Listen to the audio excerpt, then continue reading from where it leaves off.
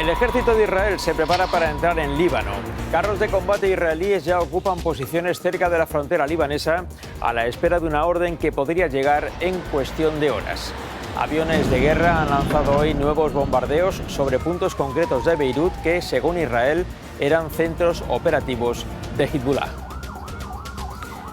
Buenas noches. Además, en Antena 3 Noticias, el Tribunal Supremo no da su brazo a torcer y se mantiene en su negativa a aplicar la amnistía a los líderes independentistas condenados o acusados de malversación. La decisión final la adoptará el Tribunal Constitucional de mayoría cercana a las posiciones de Moncloa. El ministro de Asuntos Exteriores envía más mensajes de acercamiento a Puigdemont al asegurar que su primera prioridad en la Unión Europea es que el catalán sea lengua oficial. Gobierno y oposición se lanzan a una carrera por ver quién propone más y mejores soluciones al problema de la vivienda. Pedro Sánchez visita Barcelona, la única ciudad importante de España en la que se aplica la ley del gobierno. Feijóo pone en marcha una batería de iniciativas sociales que incluyen planes para frenar el precio de los alquileres.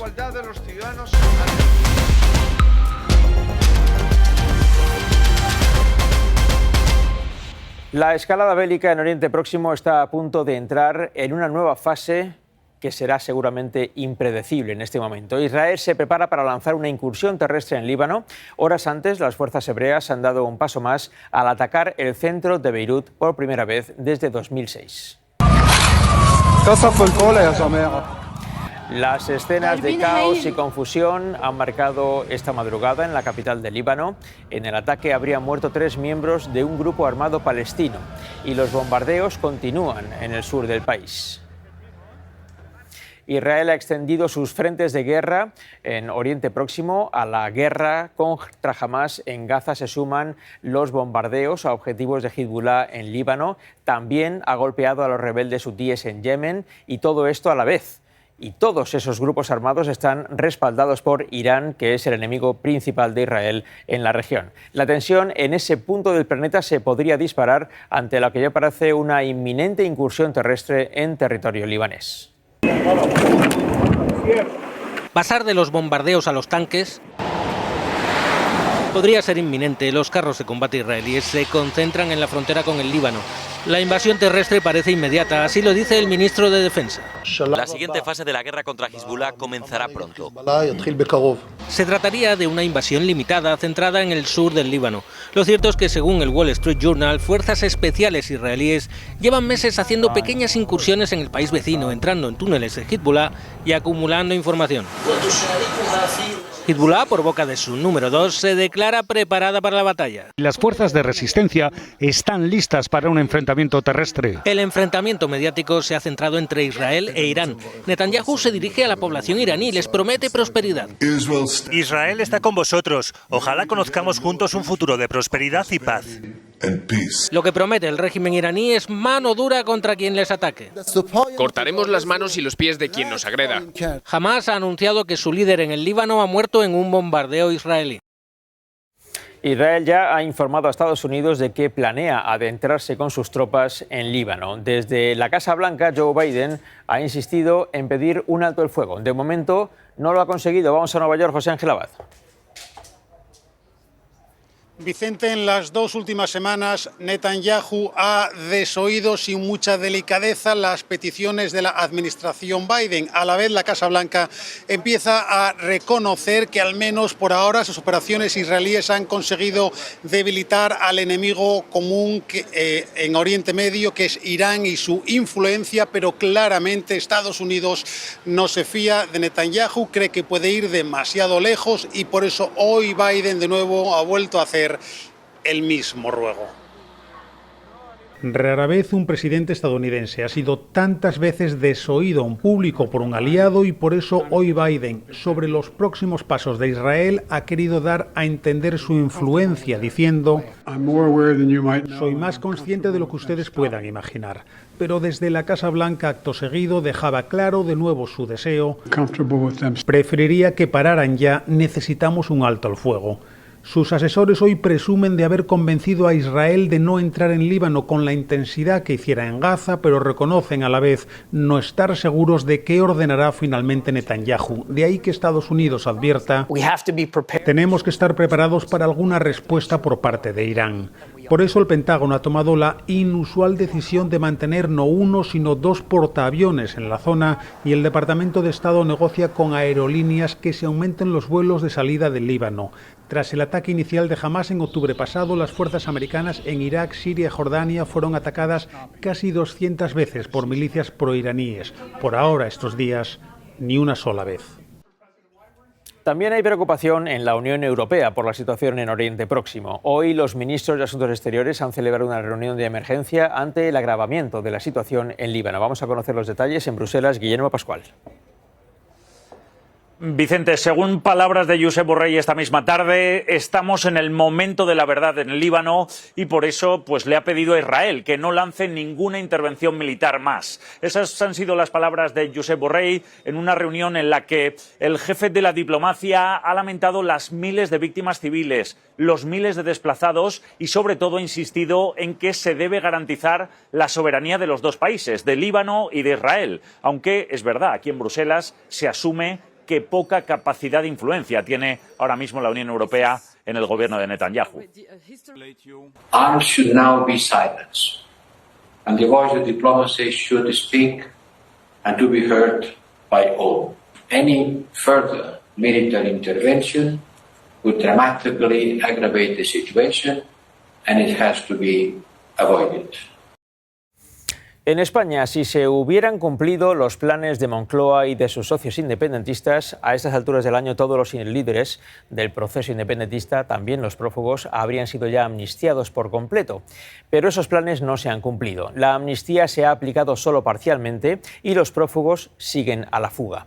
El más enfadado es Puigdemont, que se mantiene poniendo en aprietos al gobierno de Pedro Sánchez desde Waterloo, pero no consigue que el Tribunal Supremo aplique la amnistía al delito de malversación. El Supremo no da marcha atrás, sus magistrados mantienen su posición. Pedro Callejas. Así es, Vicente. En su momento el Tribunal Supremo ya determinó que el delito de malversación no es amnistiable, pero ante esa decisión hubo varios recursos por parte de algunos de los condenados por el procés, entre ellos Oriol Junqueras, pero también por parte de Fiscalía y Abogacía del Estado. Bien, esos recursos han quedado hoy todos rechazados y han quedado rechazados en un auto, por cierto, muy duro, en el que los magistrados subrayan que no son bocas mudas. Los independentistas ahora van a recurrir al Tribunal Constitucional. La Sala de lo Penal del Supremo insiste, la malversación no es amnistiable. El argumento no ha cambiado. Me dio un beneficio personal de carácter patrimonial. Esa es precisamente una de las excepciones de la ley de amnistía, pero los magistrados van más allá y ante las críticas de que el Supremo no está respetando la voluntad del legislador, se muestran firmes. Las leyes no pueden interpretarse como un mandato dirigido por el político a los jueces. La imagen del juez como boca muda representa una imagen trasnochada. Eso sí, no ha sido una decisión unánime. La magistrada Ana Ferrer se ha vuelto a mostrar en contra, pero de poco sirve. Los condenados del procés con delitos de malversación seguirán inhabilitados. Es el caso del exvicepresidente de la Generalitat, Oriol Junqueras, que ve truncadas por ahora sus opciones a ser candidato.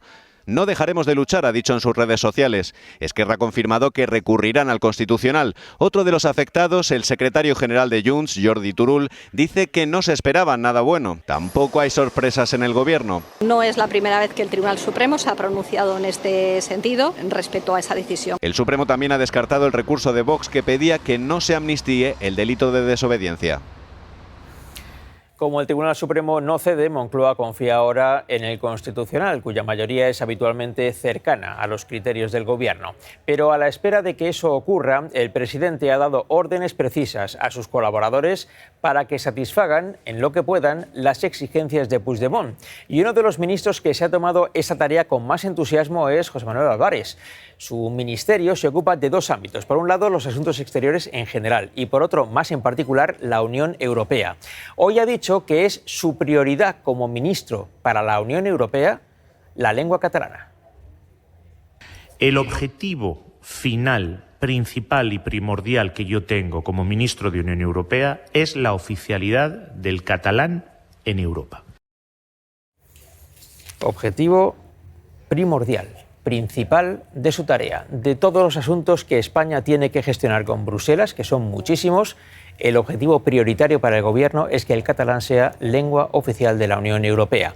Por lo demás, se suponía que hoy iba a ser un día importante para la investigación judicial sobre Begoña Gómez. La Audiencia Provincial de Madrid tenía que decidir si archivaba o no el caso que afecta a la mujer del presidente del Gobierno. Poco antes de conocer la decisión de la Audiencia de Madrid, desde el Gobierno ya calificaban el caso de montaje político y la oposición cargaba contra el presidente. Yo espero que triunfe la justicia y el sentido común y la verdad. Todo este caso es un montaje político desde el minuto cero. Esperamos que siga avanzando la investigación y el proceso judicial en el caso Sánchez, porque estamos hablando del caso Sánchez. Es poco ético y es poco estético. Y el presidente del Gobierno sigue sin dar explicaciones ante los españoles. Esas han sido las declaraciones sobre una decisión que finalmente no se ha adoptado hoy. Esther Vaquero. No, el tribunal ha estado reunido esta mañana, pero finalmente ha suspendido esa deliberación alegando que les faltaba el recurso que presentó la defensa de Begoña Gómez contra un auto del juez del pasado 1 de julio. En ese auto, y tras las reiteradas quejas de Gómez por desconocer el objeto de la investigación, el juez le informaba de que se le estaba investigando por sus actos y conductas desde que su esposo es presidente del Gobierno. Lo que sí hemos sabido hoy es que la Fiscalía se opone a que se investigue al fiscal general del Estado por revelación de secretos con respecto al caso de la pareja de Isabel Díaz Ayuso. La teniente fiscal María Ángeles Sánchez Conde, número 2 de Álvaro García Ortiz, considera que no hay indicio de delito en la actuación del jefe del Ministerio Público y ha pedido el archivo de ese caso.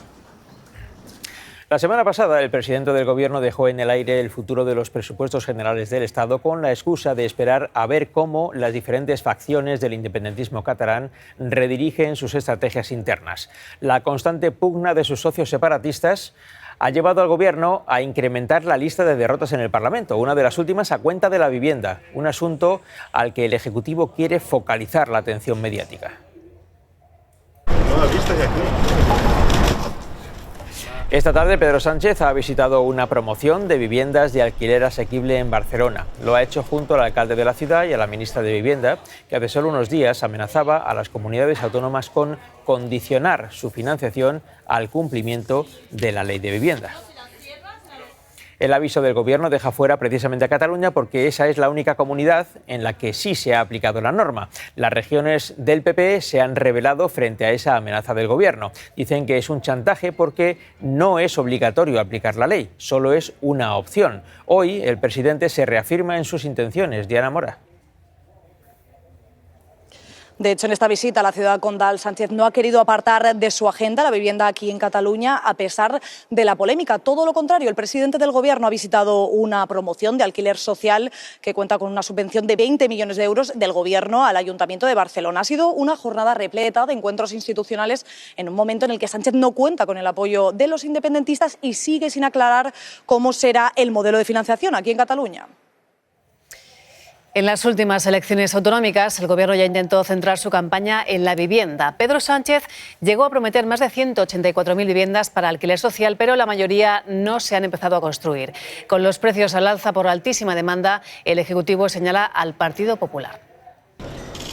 Era su promesa. 183.000 viviendas protegidas. Lo repite una y otra vez. 183.000 viviendas. Poco antes de las elecciones autonómicas saca adelante la ley. Pero es un día para estar contentos, ¿eh? Y en ella centra la campaña electoral. De vivienda protegida, a precio asequible. Con más anuncios. 50.000 viviendas. En construcción, 20.000 nuevas viviendas. Con un objetivo. Nuestros jóvenes. Y un año después, con la meta todavía lejos de alcanzar, el Gobierno vuelve a poner la vivienda en el foco. Promoción, nada más y nada menos que de 43.000 viviendas. Se dirige directamente a las comunidades gobernadas por el PP. Insumisos. Con este aviso, yo condicionaré la financiación a que efectivamente se esté cumpliendo la ley. Abre un nuevo frente. Si alguien a no cumplir la ley lo llama condicionalidad o chantaje, pues entonces tiene un problema político. Y hoy vuelven a acusarles de hacer oposición permanente, concretamente a Ayuso. Permanentemente una oposición al Gobierno de España sin tener un respaldo detrás de la realidad de los hechos. Y la vivienda, será el tema principal que se va a abordar en la conferencia de presidentes.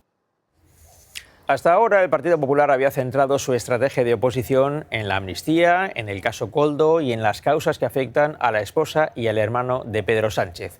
Ahora da un paso más y anuncia una batería de medidas y de normas sociales que Feijóo promete aplicar si llega a la Moncloa, entre ellas específicamente sobre vivienda. Patricia Valero. Sí, el PP ha visto en esa debilidad parlamentaria de Sánchez con sus socios una oportunidad para liderar, para llevar la iniciativa en temas más sociales como por ejemplo la vivienda o la conciliación. Aquí en el PP nos reconocen que son asuntos más vinculados a la izquierda, pero fuentes del partido nos dicen que ellos también pueden jugar fuera de casa. Mañana van a presentar la ley de conciliación en el Congreso, la de vivienda la van a ir desgranando poco a poco porque nos dicen que esa agenda social es para largo plazo. Feijóo prioriza la agenda social. Con especial intensidad. Y ante lo que considera la parálisis del gobierno, Ofrecer una alternativa. Somos la alternativa. Esta semana Génova se centra en la vivienda. Vamos a presentar una ley de vivienda que se aleje de la pancarta. Critican las medidas de Sánchez y sus amenazas, dicen a los presidentes territoriales del PP. Solo faltaría que la responsabilidad fuera del Partido Popular. Ellos sabrán si quieren llevar al desastre a España entera, nosotros no. Acuerdo por el camino del diálogo siempre, del respeto, no por la imposición. Otro de sus principales ejes en política social, la ley de conciliación que registrarán mañana en el Congreso. Entre sus medidas, escuelas infantiles gratuitas, ampliación de permisos paternales, la bajada del IRPF o la jornada laboral de 4 días. Es ambiciosa, pero no tiene por qué ser una carga para las empresas. El PP deja así en un segundo plano temas como la amnistía o la corrupción para desviar el foco hacia su nueva propuesta, Después de 16 meses de ley de vivienda sanchista. que se centrará en los jóvenes, en hacer frente a la ocupación y en más construcción. Hasta 112 personas han llegado hoy en 2 cayucos a la isla de El Hierro. Uno de ellos transportaba además a 4 menores. Se suman a las más de 300 personas que han llegado a las islas durante el fin de semana. Y mientras 3 embarcaciones y 2 helicópteros buscan por tercer día a los más de 50 desaparecidos de la que podría ser la mayor tragedia migratoria en Canarias. En la isla se han decretado 3 días de luto. Toñi Galván. 3 días de luto por los 9 fallecidos en este naufragio. 3 de ellos han sido enterrados esta misma tarde aquí en El Hierro. El resto recibirá sepultura mañana. Mientras tanto, va a ser muy difícil recuperar los cuerpos de los 54 desaparecidos que cayeron al mar. Los 27 supervivientes se encuentran en este centro mientras se recuperan de la tragedia. Toda la isla está de luto. Esta tarde se ha despedido en Valverde a 3 de los 9 cadáveres hallados el sábado. Mientras, los equipos de rescate siguen rastreando la zona tratando de encontrar a los otros 54 desaparecidos. En este centro de San Andrés descansan los 27 supervivientes del naufragio, junto a otros 100 migrantes. No pueden olvidar la tragedia vivida. Todos han perdido algún familiar. De repente nos han llegado todas al mismo tiempo y se han colapsado todas las plazas. Las autoridades del archipiélago ya no saben cómo pedir ayuda y acusan al gobierno central de falta de acción. No parece razonable que con el mayor número de fallecidos que ha habido en las costas canarias en los últimos 30 años, no ha habido un pronunciamiento claro por parte del presidente del Ejecutivo. Dicen que no hay espacio para los que sobreviven, ni tampoco para los que se han ido. Los cementerios estamos desbordados también. Al año, con nuestros vecinos, son unos 50 o 60 fallecidos. La ruta atlántica no da tregua. Es la más peligrosa de las vías migratorias. Cada 15 minutos fallece un migrante intentando llegar a Canarias. Y sepan que a partir de mañana la cesta de la compra será más cara. Terminan las rebajas del IVA de muchos alimentos. El pan, los huevos o las frutas pasarán de estar exentos de impuestos a tener un IVA del 2%. Y lo mismo pasa con el aceite de oliva. Y en el caso de la pasta o el aceite de girasol pasarán del 5 al 7,5% de IVA. Tienen todos los cambios en el QR de sus pantallas. La medida nació para amortiguar el golpe económico de la inflación, para aliviar a las familias. Cuando nos quitaron el IVA no notamos una reducción en los precios de los alimentos. Todos los productos absorbieron esa reducción en el incremento por la inflación. Unos más que otros. El aceite de oliva oro líquido cada vez más valioso. Desde que empezó la guerra en Ucrania hasta hoy, su precio ha aumentado más de un 90%. Pasó a formar parte de la cesta de alimentos básicos que hoy están exentos de impuestos pero a partir de mañana dejarán de estarlo. Las pastas y los aceites de semillas, como el de girasol, tendrán un 7,5 en vez de un 5% de IVA. En cuanto nos quiten la bonificación del IVA, vamos a ver claramente cómo suben todos los alimentos. Justo en el momento en el que el IPC de los alimentos ha registrado su tasa más baja en 3 años, aunque a la hora de hacer la compra... En el mix de producto que yo compro no he notado, pues ahora está mucho más barato. Han dejado de crecer, pero siguen altos. Y el fin de las rebajas del IVA los impulsará un poco más. El Euribor continúa bajando y cierra septiembre en el 2,9%, un nivel que no veíamos desde 2022. Son 2 décimas menos que el mes anterior y supone que la cuota de una hipoteca media se reducirá entre 100 y 200 euros al mes. Hoy también hemos conocido que la tasa de ahorro de los hogares españoles se ha disparado en el segundo trimestre. Crece el ahorro y, aunque parezca contradictorio, también es alto el gasto de las familias, que sigue tirando de la economía. Pero vamos, estamos ya... Es todo una cuestión de equilibrio, de compensar una cosa con la otra. Todo de alguna manera influye. Eso nos dicen los expertos, que aunque parezca extraño, hay que gastar y también ahorrar, pero sin pasarse. Haya ahorro suficiente para que nuestro país y las familias no tengan que endeudarse excesivamente, pero también es bueno que haya un consumo saludable. Nuestro consumo, nuestro gasto sigue subiendo. Pero que no sea excesivo, porque entonces podemos tener problemas de inflación. Y al mismo tiempo, las familias españolas en el segundo trimestre ahorraron el 13% de su renta. No, de eso nada. Es imposible con los precios como están por las nubes. Estoy totalmente en desacuerdo por la parte que me toca. Es una media, no todos los hogares ahorran lo mismo, pero los economistas insisten en que es importante hacerlo. Lo ideal sería que las familias mantengan una tasa de ahorro razonable, pero tampoco ahorrar demasiado es bueno para la economía. Puede estar reflejando de alguna manera también una cierta desconfianza en la economía, es decir, no me fío y por eso no compro, no invierto en la economía. Un coche nuevo, una casa, son gastos grandes que de momento muchas familias están aplazando. Sin embargo, también es cierto que hay un cambio de mentalidad. La gente quiere como vivir más. Y eso implica gastar más en viajes y en bares y restaurantes. Y esta tarde se ha producido una nueva avería que ha vuelto a provocar retrasos en la estación de Chamartín, en Madrid, esta vez por una incidencia en el pantógrafo y la catenaria. Las aglomeraciones se repiten un día más, provocando el hartazgo de cientos de pasajeros. Fran Paino. Sí, durante toda la tarde hemos podido ver imágenes como estas, cientos de viajeros esperando, mirando las pantallas de información, atentos y pendientes para saber si van a poder coger sus trenes. Este caos lo ha originado un tren que llegaba desde Orense a esta estación de Chamartín y que ha provocado la pérdida de la tensión de 3 vías de alta velocidad. Como pueden ver, una nueva jornada de largas esperas, largas colas, para unos pasajeros que ya están acostumbrados a estos retrasos en Chamartín. Dirigentes de ultraderecha celebran su victoria en Austria. Su partido ha ganado las elecciones por primera vez desde la Segunda Guerra Mundial. Sin embargo, ahora deben afrontar el reto de formar una coalición que les permita gobernar.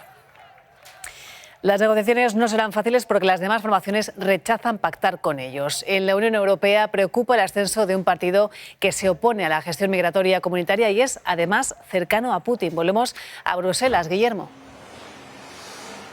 Sí, Bester, si finalmente un partido como este consigue encabezar el gobierno, pues supondría un paso atrás en muchas de las políticas comunitarias, porque, como dices, estamos ante una formación de corte euroescéptico, prorruso y antiinmigración. La gran preocupación es que ya en varios países europeos hay gobiernos de este tipo y el temor es que terminen imponiendo tanto su agenda como su discurso radical.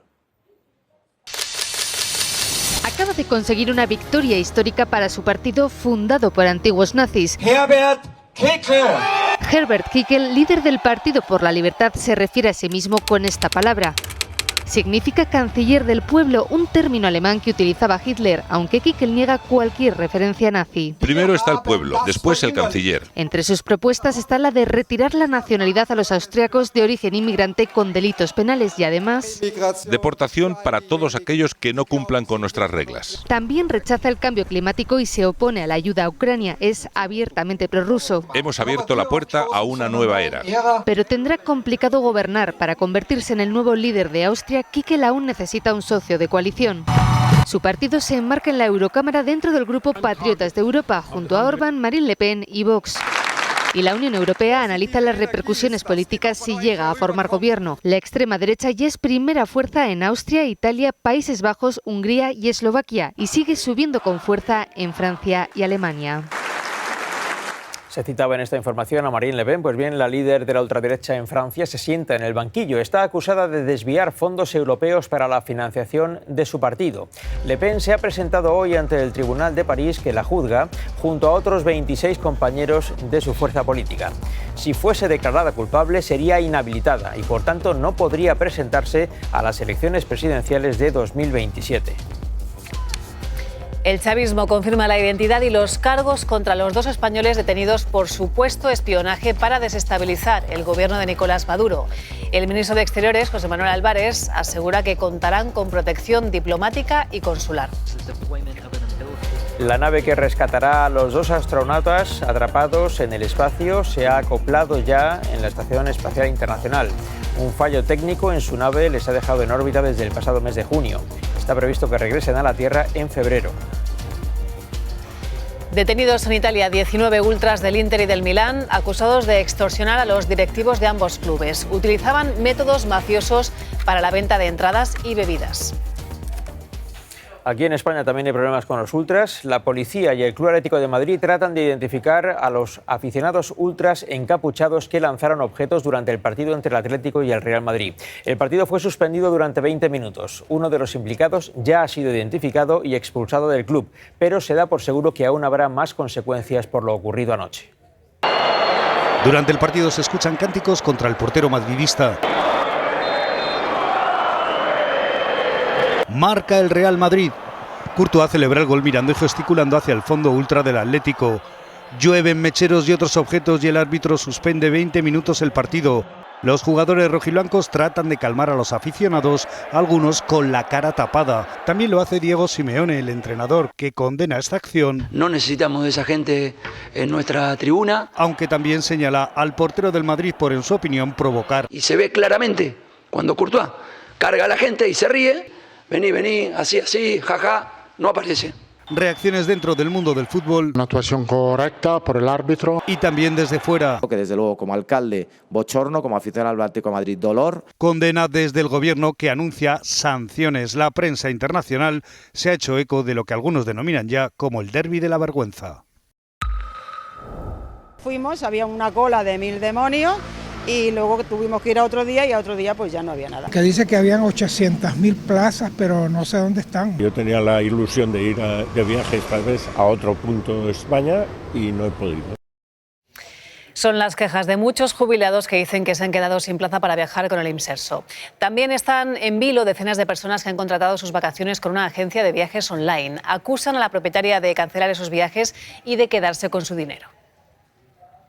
La agencia parecía muy fiable en las redes. Tiene 47.000 seguidores en Instagram. Vendía viajes de ensueño. A Orlando, a Japón, todos los viajes que lleva haciendo desde 2023. Pero cuando llegaron a París... Llegar al parque, no tener hoteles, no tener entradas. Empezó la pesadilla para David y toda su familia. Con 3 niños y un bebé. Fue bastante frustrante ver a los niños llorando. Tuvimos que pagarlo todo de nuevo. Nunca más volvió a contestar. Este viaje de octubre a Orlando es el que se ha cancelado. Tamara se ha quedado sin luna de miel en 10 días. 9.000 euros. No sabemos nada del viaje, no nos ha dado explicaciones. ¿Cuándo me vas a dar todo lo que son los documentos? Y esto le respondía. Hola, que han sido festivos el lunes y el miércoles, por eso va con un poco de retraso. Vamos a intentar hablar con ella. Ahora la supuesta estafadora... El número marcado no existe. No existe el teléfono ya. Ha desaparecido. Ha bloqueado para que nadie pueda comentar. Mira. Se inventaba excusas de todo tipo. Que se ha cancelado por alerta máxima de terrorismo. Bárbara trabajó para ella. Nos están diciendo que en este hotel no hay reserva. Ay, no sé, tienes el bono, preséntate con el bono. Tiene anunciados viajes para el año que viene. Ya hay más de 100 afectados. Empieza el primer juicio en España por las muertes en las residencias de mayores durante la pandemia, en concreto por las 74 personas fallecidas en una residencia de Alcoy, más de la mitad de los ingresados. Los primeros testigos en declarar han calificado la gestión de caos absoluto. Los familiares de las víctimas buscan respuestas y que no se repita una tragedia como esta. Se tienen que haber hecho muchas cosas mal para que esto ocurriese. Nos sentimos engañados. La residencia no nos decía nada. Yo sé que había gente que la única llamada que tuvieron de información era para decirles que su familiar ya había fallecido. Ya hay fecha para la prueba de acceso a la universidad. Se realizará la primera semana de junio, los días 3, 4 y 5, y se celebrará a la vez en toda España.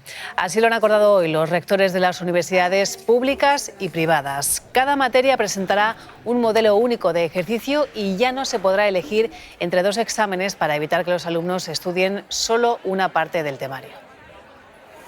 En medio de la polémica que ha provocado la publicación de determinadas fotografías, el rey emérito está en Galicia. Esta tarde ha participado en una regata con el bribón. Don Juan Carlos se ha hecho grabar estas imágenes.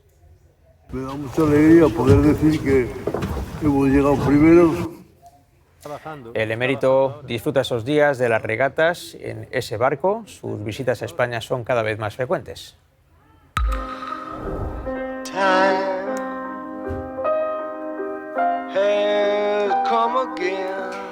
Es una de las escenas de Ha nacido una estrella, una de las películas más conocidas de Kris Kristofferson. Una historia en la que vivía un intenso romance con Barbra Streisand. Ese trabajo le valió un Globo de Oro. El actor y músico ha fallecido a los 88 años. Como compositor y cantante country, Kristofferson lideró las listas de venta en los 70 y 80 y destacó por sus letras sociales y de protesta. En Hollywood participó en más de 70 películas y se retiró en el año 2021. El Tribunal Supremo se mantiene firme en no aplicar la amnistía a Puigdemont por su posible delito de malversación. Y Moncloa se mantiene firme en su determinación de satisfacer a Puigdemont hasta el punto de asegurar que la primera prioridad del Gobierno ante Bruselas es que el catalán sea lengua oficial de la Unión Europea. España a 30 de septiembre de 2024. Buenas noches. Pasen una feliz noche. Hasta mañana.